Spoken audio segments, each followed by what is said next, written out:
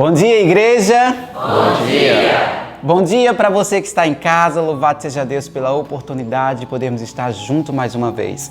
Hoje, quando eu me acordei para falar com a majestade do céu, hoje eu senti uma sensação tão boa de você pensar, eu sou filho da majestade do universo. Amém. Você já parou para pensar nisso? Que grandioso, que fabuloso isso, você pensar que você tem um Deus que está à sua disposição a todo momento. Louvado seja Deus por isso. Bom dia, David. Bom dia, Léo.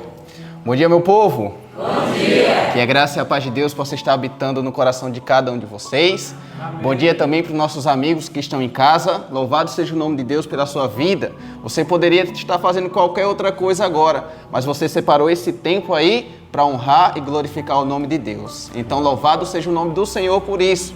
Nesse momento, para darmos o pontapé inicial no culto, eu convido a todos a ficarmos de joelhos para falar com o nosso Pai Celestial. Amém. Oremos. Santo e amado Pai, poderoso Senhor, a Ti a honra, a glória e o louvor para todo sempre. Obrigado por essa oportunidade, meu Pai, de prestarmos o culto a Ti, Senhor. Que nesse momento o Espírito Santo, meu Pai, seja derramado sobre nossas vidas, meu Pai. E que esse culto possa ser aceitável. É isso que eu te peço e já te agradeço em nome e por amor do Senhor Jesus Cristo. Amém. Agora, com toda alegria e fervor no coração, vamos entoar o hino 343, vamos batalhar.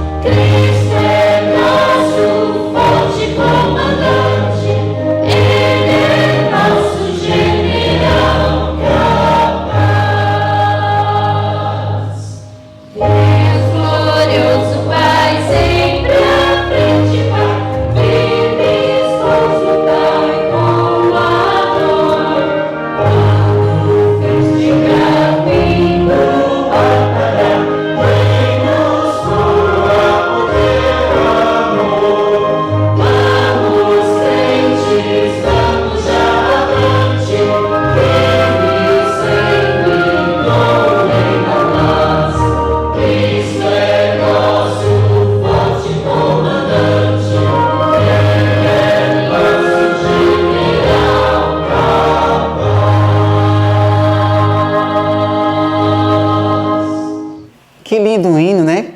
Que nós possamos batalhar sempre pelo trabalho do Senhor Deus. E agora eu convido você que está em casa e o pessoal que está aqui na igreja para que nós possamos falar e decorar o texto. Eu tenho certeza que você aí de casa também já sabe, louvado seja Deus por isso. Então vamos lá decorar junto 1 Pedro 1, do 5 ao 7. Convido toda a igreja, vamos lá no 1, 2, 3. 1 Pedro 1, do 5 ao 7. Mediante a fé estais guardados na virtude de Deus para a salvação, já prestes para se revelar no último tempo, em que vós grandemente vos alegrais, ainda que agora importa, sendo necessário que estejais por um pouco contristados com várias tentações, para que a prova da vossa fé, muito mais preciosa do que o ouro que perece e é provado pelo fogo, se ache em louvor e honra e glória na revelação de Jesus Cristo. 1 Pedro 1, do 5 ao 7. 1 Pedro 1, do 5 ao 7.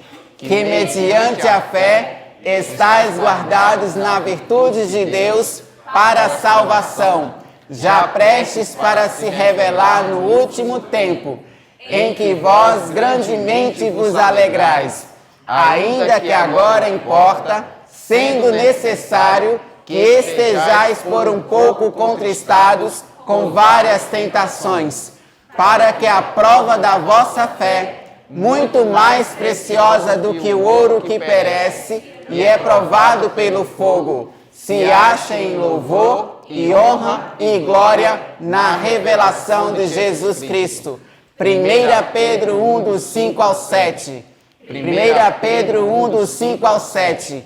Que mediante a fé estáis guardados na virtude de Deus para a salvação, já prestes para se revelar no último tempo, em que vós grandemente vos alegrais, ainda que agora importa, sendo necessário que estejais por um pouco contristados com várias tentações, para que a prova da vossa fé, muito mais preciosa do que o ouro que perece e é provado pelo fogo, se ache em louvor e honra e glória na revelação de Jesus Cristo. 1 Pedro 1, do 5 ao 7. Muito bem, já estão afiados, louvado seja Deus, né? Como é bom decorar a palavra do Senhor Jesus. Convido você agora para que nós possamos fazer o ano bíblico e passe para outras pessoas também. Que Deus te abençoe e tenha um bom dia. Amém. Que o nome de Deus possa ser sempre honrado e glorificado para todo sempre. Amém. Para você, bendito seja o nome de Deus, pela chance que temos de termos acordado com vida e estarmos cheios da bondade do Senhor e o cuidado dele para conosco. Nosso ano bíblico de hoje vai nos ensinar como aumentar a fé e a confiança. Isso é fantástico, não é? Isso é um privilégio de Deus para nós. Isso é o curso do céu a nosso favor. Eu vou orar com você agora porque precisamos orar pedindo a Deus que nos dê sabedoria para entender um assunto tão importante. Vamos lá? Amado Senhor, glorioso Deus, que privilégio, Senhor, ter a sua palavra, esses livros inspirados e a chance de estarmos vivos para participar disso. Unja-nos como ungia Jesus, com o batismo do Espírito Santo diariamente.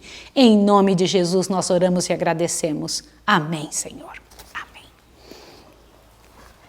Muito bem, no nosso material que nós estamos estudando, hoje, dia 1º de setembro, nós temos o Salmo 31, aonde com clareza o salmista diz: Senhor, és tu quem atende às minhas súplicas. Dá uma olhada no Salmo 31, a parte principal dele, a verso 7 em diante.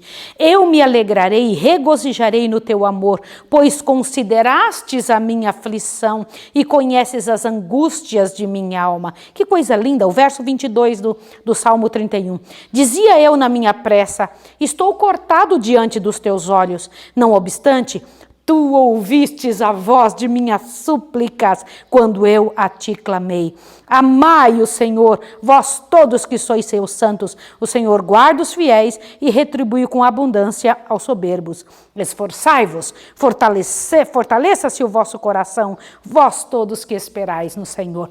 Como que alguém consegue, no meio de uma angústia tão grande que Davi vivia, escrever um salmo tão perfeito, de uma maneira tão bonita, tão cheia de vida? Como que era possível? Já parou para pensar nisso?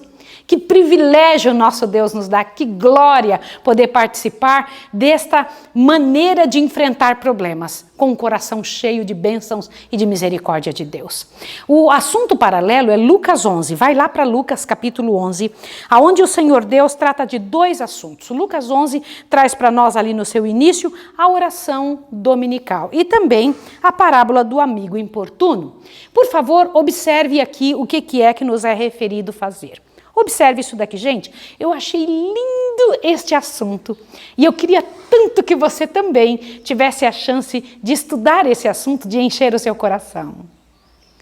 Diz assim: Cristo recebia constantemente do Pai, todos os dias, provisão para que ele pudesse oferecer para as pessoas. Por isso Jesus tirava tempo para orar.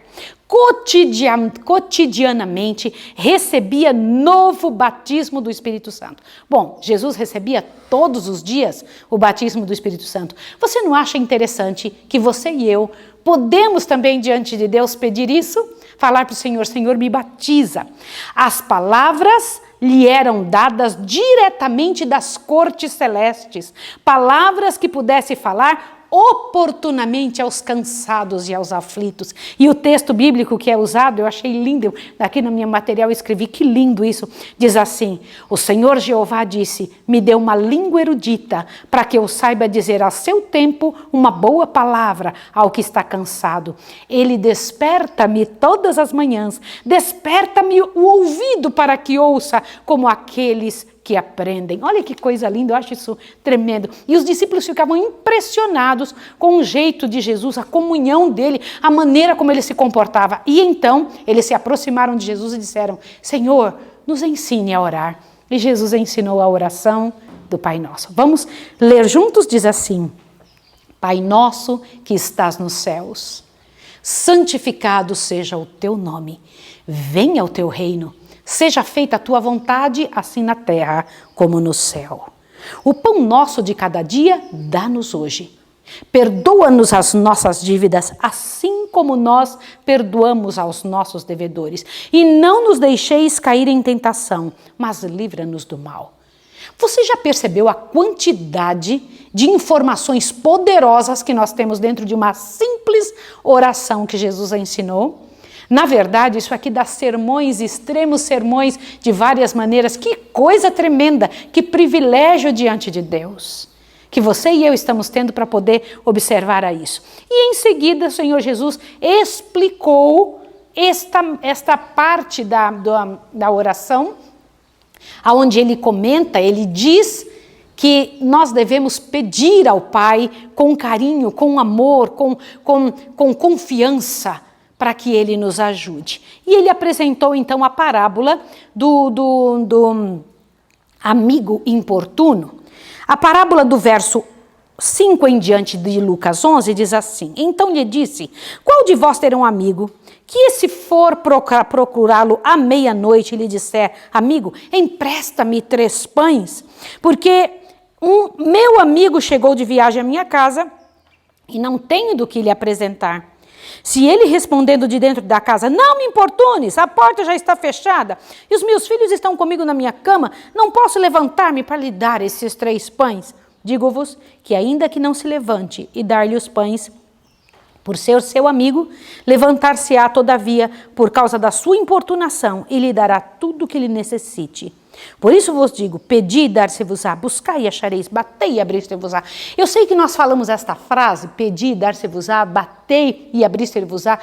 A gente fala sem pensar no que vem antes e no que Deus estava tentando nos mostrar ao explicar essa parte tão importante do trabalho dele. No entanto, essa parábola é nos ensinado pelo contraste. A lição é tirada não por comparação, mas por contraste. Como assim?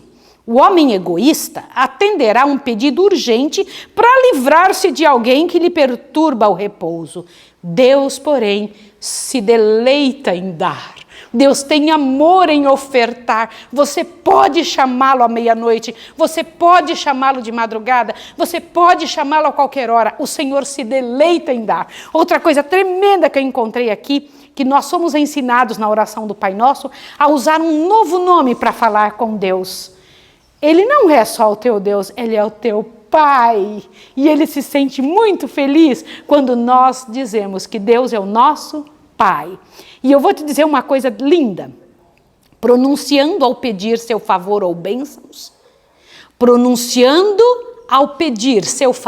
bênçãos, soa-lhe aos ouvidos como música. Pode imaginar isso? O Senhor Deus gosta que a gente chame Ele de Pai e gosta que nós venhamos a pedir a Ele coisas impossíveis. Isso me enche o coração. Eu queria tanto que você acreditasse nisso. Meu desejo é que você acredite nisso. Mais do que pais da terra. Mais do que pessoas que são capazes de nos amar porque saímos dele. O Senhor Deus nos ama muito e sente prazer em nos atender os pedidos. Há uma ciência divina na oração. A oração não é que ela muda Deus. Deus nunca muda. Ela transforma quem está pedindo. Não existe como alguém continuar o mesmo depois de orar. Não existe como uma pessoa continuar o mesmo depois de ler a palavra. Vou te dizer uma coisa, uma oração certamente muda a pessoa que está orando, mas muda também a volta, ao redor das pessoas, muda a pessoa por quem se está orando. Não é interessante isso? Que poder tem no pedido feito ao Deus eterno? Nossa missão no mundo não é servir ou agradar a nós mesmos. Devemos glorificar a Deus, com Ele cooperando para salvar pecadores. Devemos suplicar de Deus bênçãos para partilhar com outros. Jesus nunca pedia algo que era para Ele. Jesus pedia e orava para dar aos outros. Você entende que coisa interessante? Devemos suplicar de Deus bênçãos para partilhar com outros. A capacidade de receber só é preservada compartilhando. Pense sobre isso. Você precisa dar. A multiplicação de Deus é diferente. Você só ganha mais quando você entrega aquilo que você recebeu. Eu acho isso tremendo. A oração não se destina a efetuar qualquer mudança em Deus. Deve elevar-nos em harmonia com Ele. Mas para recebermos respostas das orações, é preciso estarmos do jeito que Deus espera que estejamos ao pedir. Por quê? Observe isso. Aqueles que apresentam suas petições a Deus, reclamando sua promessa, enquanto não satisfazem as condições, ofendem a Jeová. Que condições? Você não pode pedir para esbanjar em seus próprios negócios, ou para fazer maldade para alguém, ou por puro egoísmo. Nós devemos pedir segundo a vontade de Deus. Apresentam o nome de Cristo como autoridade para cumprimento da promessa, porém não fazem aquilo que demonstraria fé em Cristo e amor a Ele. Isso é muito importante. Nós não podemos pedir a Deus que nos ajude e então não cultivar o caráter de Cristo. Temos que cultivar o caráter de Jesus, porque estaremos pedindo em nome dele. Veja que interessante. Um dos últimos mandamentos de Cristo aos discípulos foi que vos ameis uns aos outros, como eu vos amei a vós. Obedecemos a este mandamento ou cultivamos rudes traços de caráter diferentes de Cristo? É nosso dever confessar nossa falta e procurar reconciliação. Toda vez que tivermos que orar, temos que pensar, há alguém que eu preciso me reconciliar? Outro detalhe que fere as orações, reter os dízimos e ofertas alçadas. Você sabia disso? Como podemos reclamar bênçãos de Deus se retemos aquilo que lhe pertence? Reter o que pertence a Deus é roubar-lhe. Nós sabemos disso, o Senhor Deus diz claramente, trazei todos os dízimos à casa do tesouro. E a gente não deve perguntar assim, o que eu faço com o meu dízimo? Você não tem dízimo nenhum. O dízimo pertence ao Senhor. Ele mesmo já disse o que é para fazer. É para levar para a casa do tesouro. Mas algumas pessoas, e que é a igreja, algumas pessoas dizem assim, mas Maísa, e se os pastores estiverem comprando carro? Eu vou dizer uma coisa para você. Você pensa que Deus precisa da nossa ajuda para ele ver o que não está certo? Você tem que fazer a sua parte, não tem que errar também, porque pensa que alguém está errando. O Senhor Deus disse claramente que essa é uma parte muito clara na maneira como Ele gostaria que fosse feita o recolhimento de seu dízimo e a entrega daquilo que Ele pede que seja entregue lá diante de Deus. Outro detalhe para nossa oração acontecer, persistir incansavelmente em oração. A súplica persistente põe o peticionário em atitude mais fervorosa e dá-lhe maior desejo de receber o que pede. Junto ao túmulo de Lázaro, Cristo disse a Marta, não te hei dito que se creres verás a glória de Deus? Mas por que não possuímos fé? Porque desistimos antes que a coisa aconteça. Sabia disso? Nós desistimos antes de lutar por aquilo. E nós precisamos pedir a Deus, Senhor, me dê fé. Fé verdadeira, não fé doentia e débil. Fé verdadeira, Senhor, me ajude. Todos os que buscarem ao Senhor o acharão. todos que insistirem diante da presença serão mudados eles mesmos e verão mudadas ao seu redor as circunstâncias. Todos que forem ao Pai saberão que Ele nunca despede vazio alguém que vai ao seu encontro. Anjos vigiam com intenso interesse para ver como os homens procedem com o seu próximo. Os que pedem pão à meia-noite para alimentar almas famintas serão atendidos. Aleluia! Você está orando por alguém? Continue clamando. Você está orando pela sua casa? Continue clamando. Se notam que alguém demonstra para com os errantes simpatia semelhante à de Cristo, agrupam-se em torno dele e lembram-lhe palavras para proferir que são para a alma como o pão da vida. Gente, me enche o coração disso. Os anjos se agrupam ao redor de nós e nos inspiram a encher a vida dos outros de alegria. Ao trabalho pessoal por outros, deve proceder muita oração particular, pois requer grande sabedoria o compreender a ciência da salvação das almas. Antes de comunicar-vos com os homens, comungai com Cristo. Junto ao trono da graça celestial, preparai-vos para ministrar ao povo. Irmãos, que bênção, que oportunidade do nosso Deus que Ele tem nos dado em ofertar a Ele os nossos joelhos. Diga para os seus vizinhos, diga para os seus amigos, meus joelhos estão à sua disposição. Traga essas pessoas nos teus joelhos e no coração. Diga para elas que nós temos um Pai Celestial que está pronto a nos ouvir e encher a nossa vida de bênçãos através daquilo e da maneira como Ele ensinou que deveria visitar a nossa casa. E eu vou fazer agora a oração com você. Vamos orar juntos? Vamos pedir a Deus que nos abençoe, que nos ajude para a glória do nome de Jesus? Vamos lá?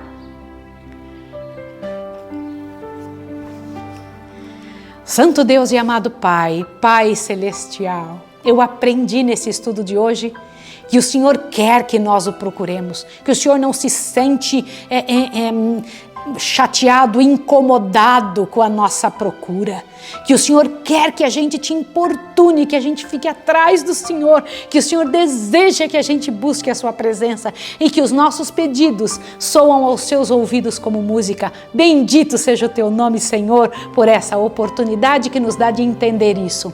Eu quero te pedir em nome de Jesus que encha a nossa vida agora e dessa pessoa que está me ouvindo, que está nos ouvindo esta manhã. Faça ela acreditar que o Senhor é Pai, que o Senhor além de Deus é Pai, que quem se senta no trono do universo nos chama de filhos e que nós podemos chamar com confiança de Pai Celestial. Em nome de Jesus, amém. Que Deus abençoe você e até amanhã.